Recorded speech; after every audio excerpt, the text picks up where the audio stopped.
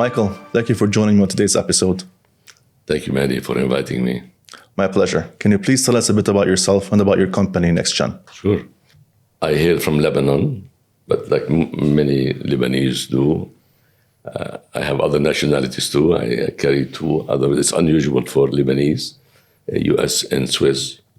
But I left Lebanon. I was as a teenager to study abroad in Italy first and then the US.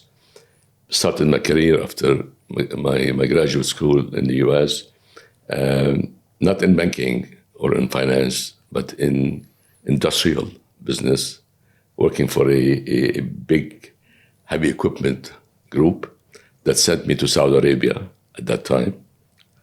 And then there, by luck or whatever, through my agent or my local sponsor, I met a number two of Citigroup at that time at a party at his home. He convinced me to become a banker.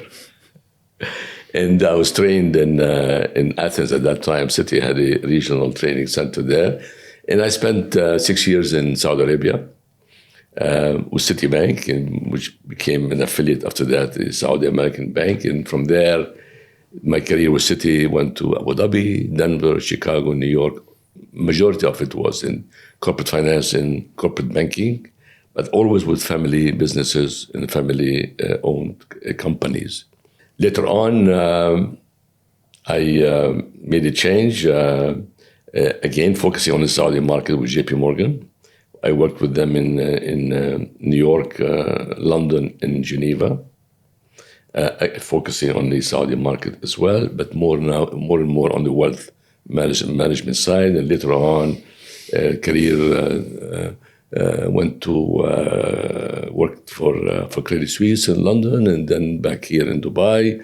And then my last assignment was with Emirates NBD. I was asked to build and run the private bank for them for 5 years. In 2016, I set up my own consultancy firm, NextGen Desert Green, management consultancy, as a way to pay back to all those families that I dealt with through the founders and then the next generation as well. Over the years, I felt that they benefited a lot from them over the years, financially, professionally, all that stuff. Maybe it's time for me now, instead of doing like many other colleagues did, setting up family offices and managing money. I said, no, I want to really focus on issues related to succession, wealth planning, restructuring family businesses, helping them with the family business continuity and through the next generation and so on, that involved talent development, restructuring, some M&A transaction came out of it, access to capital, divestitures, and so on. So get you involved in many aspects of what the families are doing. So right now I'm just focusing on very few families that I advise the chairman and the board doing that, and doing some cross-border transactions that can benefit both sides of the family businesses. So that's really what I've been doing in Dubai now for 23 years. That's a full life. Yes. Yeah, and you're still young, so you still have another life to live. Yes. Yes, I hope so. Yeah. And that's what I want to continue focus. I come from a family business. Unfortunately, did not survive to my generation at that time. For, as you know, in Lebanon we had a civil war, and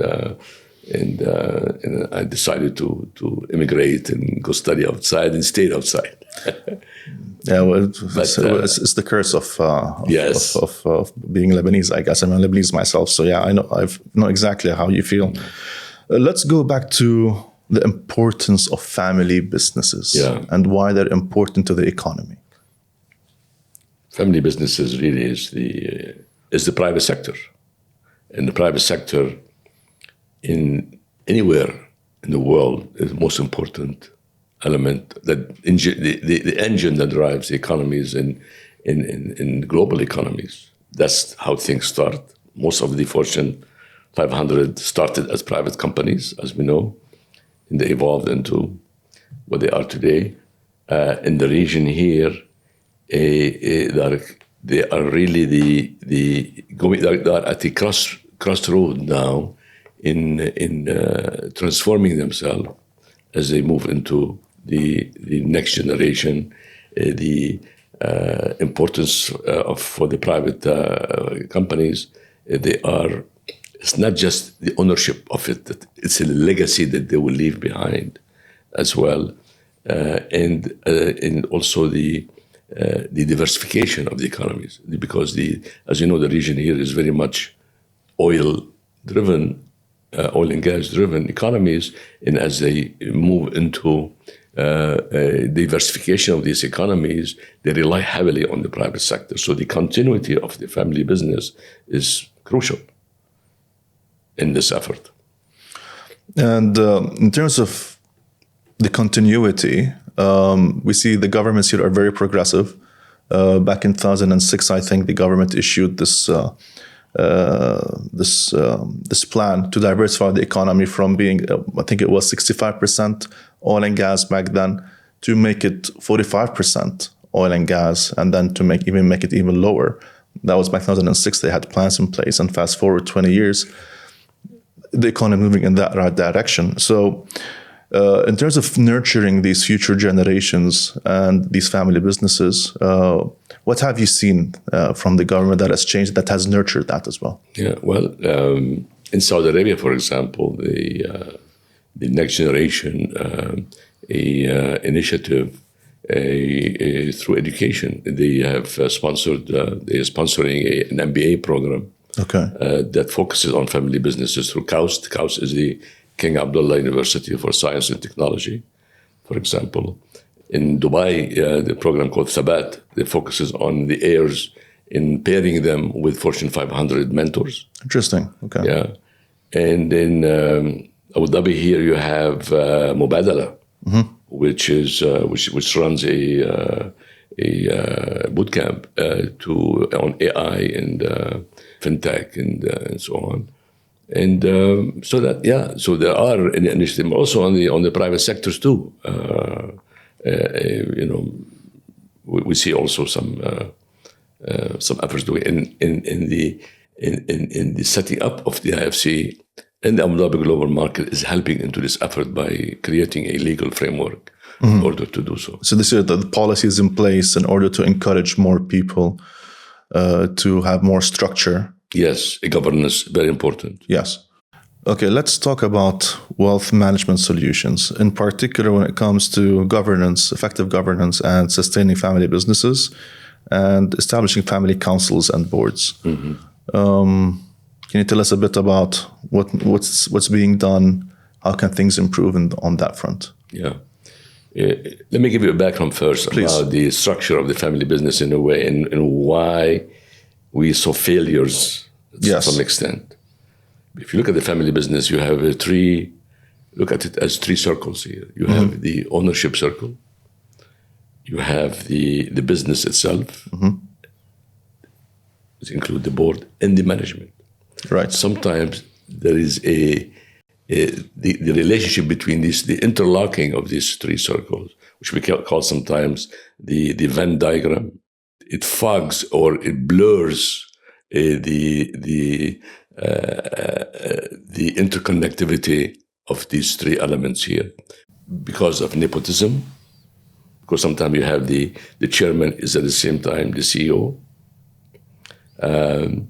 Most of the family members are on the board. So business is run by emotions more than really objectivity here. So what we are seeing is that more and more adopting Western and ways of creating some kind of governance structures in order to ensure, one of them is border or limit between management and ownership. For example, by diversifying the board, by having independent board members that are not family related, having the chairman and CEO are two separate things. Enhancing this kind of diversity is very important in creating this governance structure.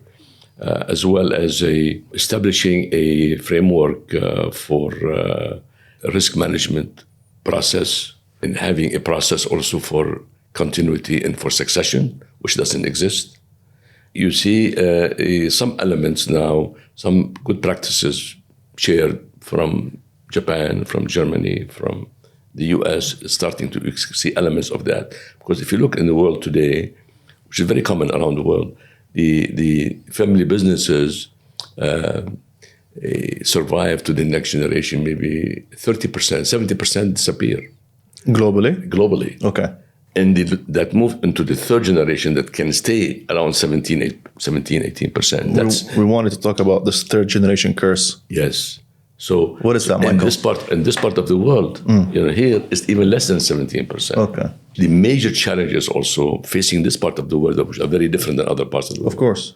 One has to do with the multi-marriages. That creates some kind of friction. The siblings from different mothers, for example. This is why the creation of family councils help in this regard, creating of a constitution, so determine in advance, start preparing for in advance, who's going to do what and who's going to get what during, following. Because today, most of what happens in this part of the world, the patriarch, the founder of the business, on his deathbed, he calls his older son and say, son, you are the one now to go and continue. The guy has no clue what's happening. Yeah. He was not involved at all. He was not engaged in the family business. And that's really creates some kind of element of a challenge for the continuity of the family businesses. This is why we see fragmentation sometimes. Another challenge is that you see it here, and I'm sure with the Multiply Group, you've seen it.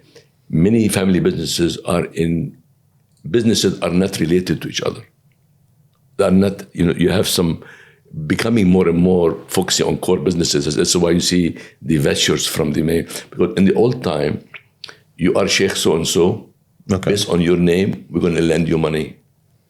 You can do what you want, and this is what happened before. Now it's very different. Now you have to show financials, you have to show profitability, you have to, in order to go and borrow from the banks. Yes. So that's just why many of the businesses could not survive as well. So it's not only about inheritance and succession, but also the way businesses are run and the viability of the businesses, how the conflict also with the core businesses. And many have moved into something else, like Al-Futtaim, for example, moved from car dealership into building a smart cities. Right. So this is another really element that, marriages, core business versus non-core business, a use of leverage and more sophisticated way now of managing your business. You need to really focus a lot on good management because you are asked to, in order to grow, to finance your business, and you need to get financing for it, and you have to really show that you really you have a very good management and very viable business. Can we go back to the point that you mentioned earlier, which is the third generation curse? So the first generation, the patriarch gave it to the son, and then it goes down to the children, cascades to the children. Yes. So what happens typically there? You have fragmentation. Fragmentation of wealth. If you're worth 100 million, it becomes now, with the two sons and daughters, 10 million and 5 million and so on. That's one thing. Two, business itself does not survive. So you have businesses don't continue. You have either they fold, they are sold, or they. One thing that I noticed, I was invited to this family office event, and so there was, like, for example, the CEO of the family office and a family member, a CEO and a family member. Obviously, there's a big age gap, right? So the family member were like third, fourth, fifth generation. Mm-hmm. And let's say, for example, that the money that was built from the family business is palm oil.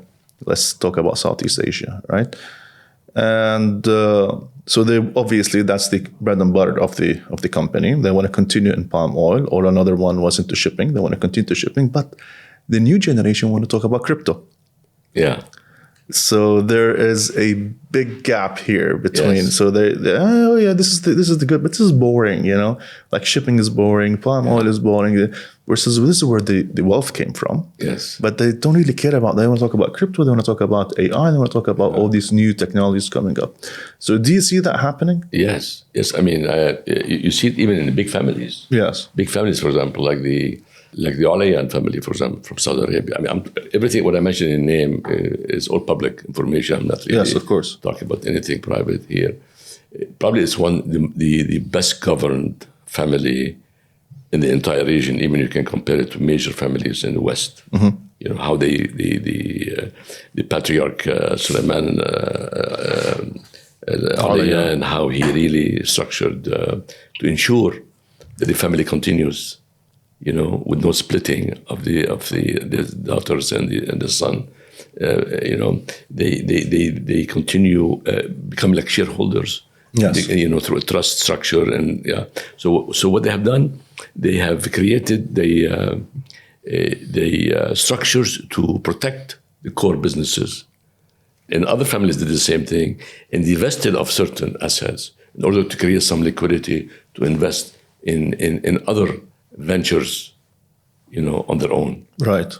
So you see that sometimes with some big families, and also with other families that they go on their own, and they of course some say it gamble or with new businesses. This is why preparation and creating a structure. Yes. And a governance structure helps a lot to avoid these kind of failures. In Japan, there are some family firms that are over 1,000 years old. Yes. So what can GCC businesses learn from their longevity and how they made it? If I may refer to some notes I made here because of the names, the Japanese names, sometimes you have to really... Of course, please. For example, in Japan, they're secretized in something they call the IE system, which is basically they prioritize institution versus the individual. For example, Toyota doesn't mean that Toyota now is owned by Toyota person. His name Toyota, but Toyota remains Toyota. I'm just mentioning as a name. Yeah. For example, another very famous name is called Kongu Gumi, which is a major construction company that has been now around for 1,400 years in Japan. And it survived by adopting what they call a non-blood heirs. For example, sometimes you have sons and daughters who are not really able to continue the family business. They intermarry with other big families where they daughter-in-law or a son-in-law can take on this kind of responsibility to keep the business going.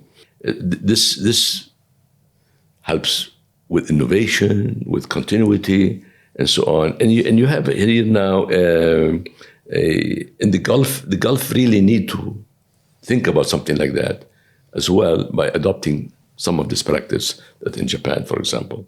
Other countries like talk about Germany, for example. Germany, please. Yeah, yes. Something they call it the Mittelstand. The Mittelstand is the SMEs, the middle market. They are really the economy in what they are good at. They base their survival on three pillars. One is the niche expertise. They become famous in doing this cup, or these glasses. And nobody else can do it better, and they invest some of their profit into research and development to have the best glass or the best screw that goes into a door of Mercedes-Benz or the best handle or something. They become the expert, which nobody else can do something like that. Mm-hmm. So this technical rigor is there, for example, and the biggest part of the German economy that relies on the Mittelstand is the vocational training, because all this requires not just getting a degree, college degree, but you need also to learn a vocation. So 50% of the workforce in Germany is vocationally trained, which is very big. doesn't exist anywhere. This is something what Qatar, for example, now is trying to do with Volkswagen. And here also there are some initiative as well. Families like the Henkel family in Germany encourages or asks their children to go and work outside for at least 5 years plus in order to learn something else from other groups. Here you see Al-Futtaim, in Saudi Arabia you see Savola. You see other companies have started doing something like that. Oh. And then there's a family, big family business here that I know. One of their family members, before joining the family company, and he doesn't need to work.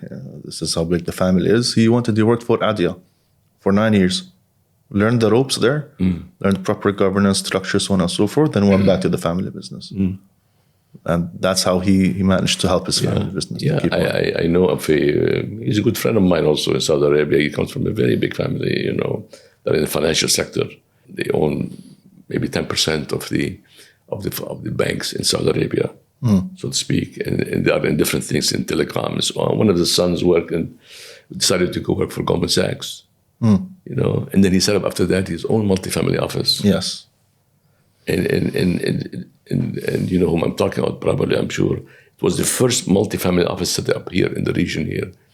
So you see elements of the globalization. Globalization. So for example, in Saudi Arabia, the focus was on the corporatization in the vision of 2030 vision. Yes. So you have families, for example, focused on the strategy and legacy part of it. For example, Arajhi family did that by listing 50% of their bank, as I mentioned earlier, for example, in the Tadawul, and retain the veto right via golden shares or similar to the Germany's Porsche SE, for example. Legacy here by maintaining the Sharia compliant principles, at the same time expanding into digital banking. So you have these elements. You take another group in Saudi Arabia, which is the Procter & Gamble partners, the Bin Dawood group, for example, which is another big group there as well. They went through an IPO and they sold 20% in 2020 by raising $500 million to fund hypermarket growth, and by retaining family retained 80% ownership here. But they went public partially in order to fund other activities. That expansion, So they did it through governance structure, by firm governance structure, by having independent directors on their board, just similar to what the U.S. model is. You have Abdul Latif Jameel in Saudi Arabia as well, which is the largest Toyota dealer in the world. A huge family office. Very professional. Huge family office, but the family is split. You have Muhammad, you have others, you have other doing. So diversification for them was very important from the Toyota distribution. Yes. For example, they went into the renewable energy, for example, business, and they in healthcare, mirroring what Japan Mitsubishi have done. So M&A was very much important for them. Okay. So they acquired a Spanish solar firm to align with the Saudi green energy goals. So they've done something like that. Al-Zamli Group. Al-Zamli, of course. Huge group between Eastern Province of Saudi Arabia and Bahrain. They went through the major divestiture element here by focusing only. They went out of everything else, focusing only on the air conditioning business, which they have joined in partnership with the Train of the U.S. in order to expand and focus on this business. So partnership for them was very important. So this group was a partnership element that collaborated with the U.S. firm in order to focus on the core business, like the air conditioning, which we call this HVAC business. Al-Jumeih Group. Al-Jumeih is the largest Pepsi Cola bottler and the largest General Motor dealership in the world, they say, but in the Middle East here. They had issues when the Sheikh Mohammed Abdullah passed away. The various sons and cousins went into a major dispute. The king had to interfere. Wow, okay. for a major family like that in order to resolve issue. But they went through it. And the third generation, they have resolved it by appointing third generation CEOs on the various businesses. by doing that, they kept 100% ownership of their business. But they divested, they diversified their business by acquiring a Pepsi-Cola bottling plant in Central Asia, for example. So in order to go beyond their market. Al-Hokair Group, another group in Saudi Arabia. Retail group as well. They divested the underperforming entertainment asset that they have after COVID, and they went into e-commerce more. So they have an IPO plan now. They're working on the food and beverage side of the business that they have done in. Bookshine Group is another big group. All this public information. Of course. So there are a lot of successful examples in the region. In Saudi Arabia, for example, here, UAE, for example, if you want, UAE, they leveraged, in general, they leveraged global partnerships, and they went into IPOs in a larger scale, regionally and internationally. For example, Al-Habtoor Group, they sold the World of Astoria, Dubai, to focus on automotive, like Bentley, the luxury, and McLaren, for example, and the real estate by doing the Habtoor City. So their debt strategy was very much also a focus here. By issuing bonds instead of selling equity, they issued bonds in order to finance instead of having to dilute their equity ownership in the business. So this is an example how some of them are using international, this is the US type of Isa Saleh Al Ghorg as well. Yes, of course. You know of them. They listed their building material subsidiary to fund sustainability ventures, for example. So the legacy for them to retain 70% stake in the business and having an independent board, especially overseeing ESG goals. Major Futtaim, MAF, it's a hybrid model. They created operating malls and Carrefour supermarket, again, by going through the bond market and raising almost over $1.5 billion in 2022 to do this kind of expansion. At the same time, giving them liquidity to do what they want to do in diversification of their business by launching a digital wallet share, which is becoming very important on the financial side as well. It is. Al-Tayr Group is another example. So you have quite a few. Kuwait, Al-Ghanim, of course, Americana, Al-Shaya Group, which is very important. Of course, there's like Azadiyah in Lebanon as well. Bahrain as well. Kanu is one of the oldest families. Of course, Al-Kanu, in the region, the trading family, how they evolve, how the brothers, the siblings split. In Oman also, you have some of the major families of Indian background, how they kept their business, like the Khimji Ramdas Group, for example. There are a lot of very good examples in the region and success stories that people can learn from. Exactly, they can learn from, and you can see them adopting as role models. Yes. Yeah. So they face certain issues at a certain point in time. They managed to navigate through them. Michael, this has been a very fascinating conversation. Thank you for your invaluable insights. Thank you. All the experience that you have and that. Thank you very much. And the wisdom that you've imparted on us. Hopefully, this is one of many conversations. Thank you very much. I really appreciate this invitation. I can just add something here, if you don't mind. Please.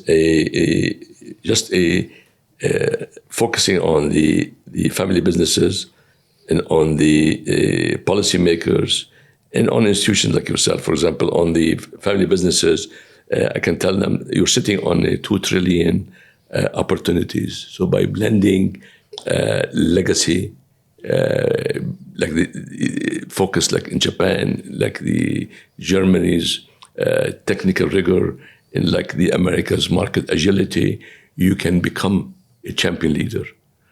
For example, so for the policymakers, I can say you can you must act as an enabler and not as a gatekeeper. It is very important. So family businesses, again, they should institutionalize, start early, institutionalize, create a structure, legacy will survive. You can honor the past, but also you can build bridges into the future.